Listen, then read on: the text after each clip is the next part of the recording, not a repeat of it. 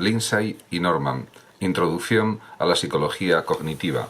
Memoria y atención. Hay un conflicto entre intentar recordar la información que llegó unos momentos atrás y los procesos implicados en entender los datos sensoriales que están llegando ahora. Esto es, tenemos una lección, o podemos meditar sobre la implicación de lo que acabamos de experimentar, o podemos tomar nota de lo que está sucediendo en el momento. Consideremos una típica lección en una clase. Pensar en lo que se acaba de decir impide atender plenamente a lo que se está diciendo ahora. Este dilema no tiene escapatoria. La razón del conflicto procede de los límites de la capacidad procesadora del ser humano que ya se han estudiado. Meditar sobre la información que se ha presentado, pensar en implicaciones y seguir nuevas rutas de la memoria son procesos guiados conceptualmente de sentido descendente.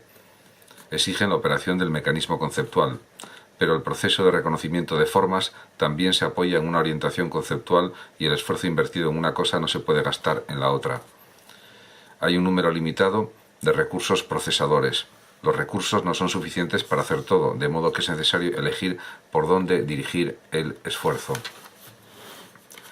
La descripción presentada en este capítulo del flujo de información desde los receptores sensoriales a través de los diversos sistemas de la memoria es una descripción del aspecto guiado por los datos del procesamiento némico.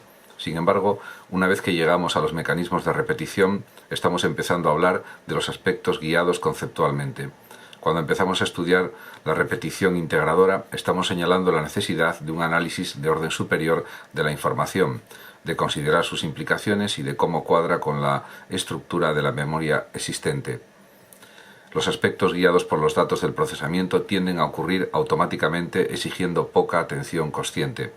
Sin embargo, el procesamiento guiado conceptualmente es por completo distinto. Los recursos requeridos para realizar un procesamiento guiado conceptualmente se restan de los recursos requeridos para realizar otros. No importa que la tarea guiada conceptualmente sea pertinente o impertinente para la tarea en que nos ocupamos, toma su parte del total de recursos disponible. La ensoñación puede detener completamente todo aprendizaje. Tomar notas en una lección puede absorber tanta capacidad de procesamiento que no se puede realizar ningún procesamiento conceptual del material. Un estudiante tiene que elegir continuamente entre tomar unas notas completas o entender y recordar lo que se ha dicho. Memoria sin atención. El primer fenómeno a examinar en la memoria es qué le sucede a la memoria cuando no hay atención. Para estudiar este fenómeno, hacemos que los sujetos realicen varias tareas simultáneamente. La meta consiste en provocar una situación, donde toda la atención de los sujetos esté dedicada a una de las tareas. A continuación, se realiza una prueba para ver qué saben sobre las cosas que sucedieron en una tarea completamente distinta, que se desarrollaba simultáneamente. En un experimento de este tipo, los sujetos tuvieron que seguir palabras presentadas a través de un auricular mientras escuchaban en el otro oído palabras en un inglés vulgar apareciendo cada palabra 35 veces. Cuando terminó el experimento se comprobó el recuerdo de las palabras presentadas en el oído de no atención. No existía absolutamente ningún recuerdo de estas palabras. Parece evidente que la atención necesaria para realizar la tarea de seguimiento interrumpía por completo la capacidad para tratar con la información presentada en el otro oído. El resultado no es inesperado. Los sujetos no tenían tiempo para repetir u organizar las palabras inglesas, pero ¿oían realmente los sujetos las palabras? ¿Cuánto se obtenía de la información no atendida? ¿Se obtenía lo mismo que con la memoria a corto plazo? Para descubrir si el material que no se atiende se introduce en la memoria a corto plazo, es necesario interrumpir a los sujetos inmediatamente después de que se les ha presentado el material y pedirles que recuerden cualquier otra cosa.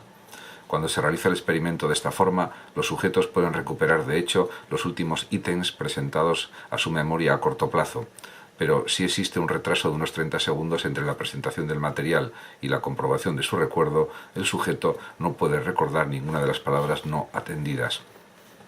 Cuando la atención se concentra en cualquier otra parte, parece que la información adicional de entrada llega hasta la memoria a corto plazo, pero después puede desaparecer sin dejar ninguna huella. Si la prueba de memoria se realiza inmediatamente, parte de la información aún está en la memoria a corto plazo y se puede recuperar. Observe la semejanza entre las tareas de seguimiento y de contar hacia atrás. En la tarea de contar hacia atrás, la atención se ocupa del cómputo inmediatamente después de que se han presentado los ítems. En el seguimiento, la atención también está ocupada en el momento en que llega la información. Existe otra forma de demostrar los efectos de la atención sobre la memoria a largo plazo. Supongamos que se les proporciona a los sujetos una lista de palabras para memorizar y supongamos que se les explora inmediatamente después de habérsela presentado. El recuerdo se puede representar mediante la curva de posición serial. El experimento continúa hasta que se comprueban 50 listas distintas. A continuación, sin ninguna advertencia, se pide a los sujetos que recuerden todo lo que puedan de todas las listas anteriores. ¿Cuál será el resultado? Es posible que su realización se parezca algo a lo que muestra la figura 9.5, es decir, sería la misma pero con el componente de memoria a largo plazo. Sin embargo, esto no es lo que sucede. Por el contrario, el sujeto no muestra ningún recuerdo de los últimos ítems presentados en cada lista, aun cuando se recuerdan muchos de los primeros ítems. ¿Por qué no existe ningún recuerdo de los últimos ítems de las listas del experimento, mientras que sí existe en el experimento de la otra figura? Una posible explicación es que los sujetos utilizan distintas estrategias en la distribución de la atención en estos dos experimentos. En el experimento que produce unos resultados, los sujetos saben perfectamente que tendrían que dar cuenta inmediata de su recuerdo total, pero en el otro experimento, realizado por Madigas y Macabe, en 1971, los sujetos no tienen ni idea de que tendrían que dar cuenta de todas las listas. En el pase de cada lista deben concentrar al máximo su atención en los primeros ítems, puesto que son los más difíciles de atender. La consecuencia es no prestar ninguna atención al último ítem, confiando en que si hay que recordar inmediatamente la información, podrían recuperarla perfectamente de la memoria a corto plazo sin mucho esfuerzo. La estrategia es muy adecuada para la primera parte del experimento, pero tiene muchas desventajas para la realización de la prueba inesperada. Tanto en el experimento de seguimiento como en el de recuerdo simple, encontramos que una carencia completa de atención al material de entrada permite una memoria normal a corto plazo del material y una ausencia total del almacenamiento a largo plazo.